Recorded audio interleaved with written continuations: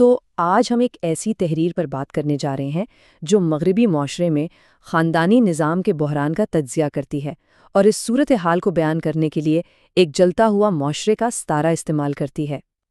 اور اس پوری تحریر کا آپ کہہ سکتے ہیں کہ جو نچوڑ ہے وہ اس ایک جملے میں ہے کہ موجودہ دور کی سب سے بڑی آفتوں میں سے ایک خاندان کا مسئلہ ہے جس نے مغربی ممالک کو اپنے شکنجے میں جکڑ رکھا ہے۔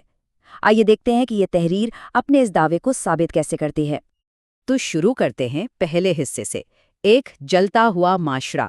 یہاں سے مصنف اپنی دلیل کی بنیاد رکھتا ہے کہ مغربی معاشرے کی موجودہ حالت آخر ہے کیسی۔ اس تحریر کے مطابق پچھلی چند دہائیوں میں خود مغربی مفکرین اپنے معاشرے میں بڑھتے ہوئے مسائل پر کافی تشویش کا اظہار کر رہے ہیں، اور دلچسپ بات یہ ہے کہ یہ تنقید کہیں باہر سے نہیں آ رہی بلکہ مغرب کے اندر سے ہی اٹھ رہی ہے۔ اچھا، تو سوال یہ پیدا ہوتا ہے کہ اس بحران کی وجوہات آخر ہیں کیا؟ اس تحریر کے مطابق دوسرا حصہ اسی کی طرف اشارہ کرتا ہے، اخلاقی گراوٹ کا سیلاب۔ مصنف کی پہلی دلیل یہ ہے کہ خواتین کی آزادی کے نام پر جو تحریکیں چلیں انہوں نے معاشرے میں عریانی، فحاشی اور بے حیائی کو بہت عام کر دیا، اور یہ واضح طور پر مصنف کا اپنا نقطہ نظر ہے کہ ان سماجی تبدیلیوں کے کیا اثرات ہوئے۔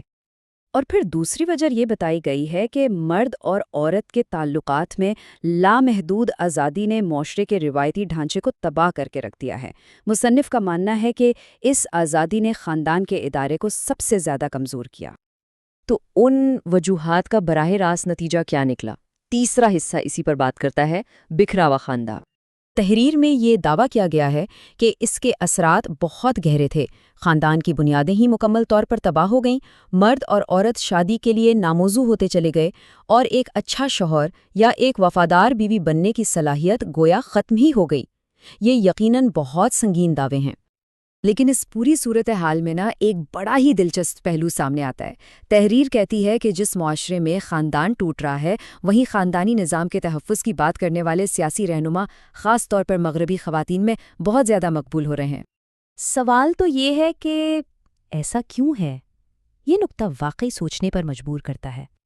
مصنف کے نزدیک اس کا جواب تحفظ کے احساس کے ختم ہو جانے میں ہے۔ دلیل یہ ہے کہ لوگ خاندانی نظام کی اس ٹوٹ پھوٹ سے پریشان ہیں کیونکہ اس نے وہ سکون اور تحفظ چھین لیا ہے جو کبھی اس کی پہچان ہوا کرتا تھا، اور اس کا سب سے زیادہ احساس مصنف کے مطابق خواتین کو ہوا ہے۔ اس سب کا افراد کی زندگیوں پر کیا اثر پڑا، یہی ہے ہمارا چوتھا حصہ، انسانی قیمت۔ مصنف کے مطابق اس کی انسانی قیمت بہت بھاری ہے۔ بہت سی عورتیں زندگی بھر تنہا رہ جاتی ہیں، کئی مردوں کو ایک مناسب جیون ساتھی نہیں مل پاتا، اکثر شادیاں کچھ ہی سالوں میں طلاق پر ختم ہو جاتی ہیں، اور ان گنت خاندان مکمل طور پر بکھر کر رہ جاتے ہیں۔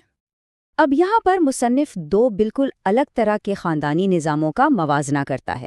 ایک طرف مغربی خاندان ہے جہاں نسلوں کے درمیان کوئی خاص تعلق نہیں، گھر کے لوگ ایک دوسرے کے لیے اجنبی ہیں، اور میاں بیوی میں اکثر وہ محبت اور لگاؤ نہیں ہوتا۔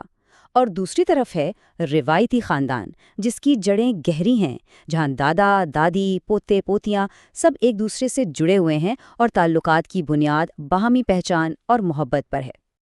اور اس پوری بحث کو مصنف آپ کہہ لیں ان الفاظ میں سمیٹتا ہے، یہ وہ آفت ہے جو معاشرے پر مسلط کی گئی، اور اس کا سب سے زیادہ نقصان مغربی خواتین نے اٹھایا ہے۔ مصنف کے نزدیک اس سماجی تبدیلی کا سب سے بڑا بوجھ عورتوں پر ہی پڑا ہے۔ تو آخر میں یہ سارا تجزیہ ہمیں کس نتیجے پر پہنچاتا ہے؟ حصہ 5، بحران میں مبتلا معاشرہ۔ تو اس پوری گفتگو میں ہم نے اس تحریر کی بنیادی دلیل کو دیکھا کہ روایتی خاندانی اقدار سے دوری نے ایک بڑے معاشرتی بحران کو جنم دیا ہے، جس کے نتیجے میں خاندان کا ادارہ ٹوٹا اور افراد کو اس کی بھاری قیمت چکانی پڑی۔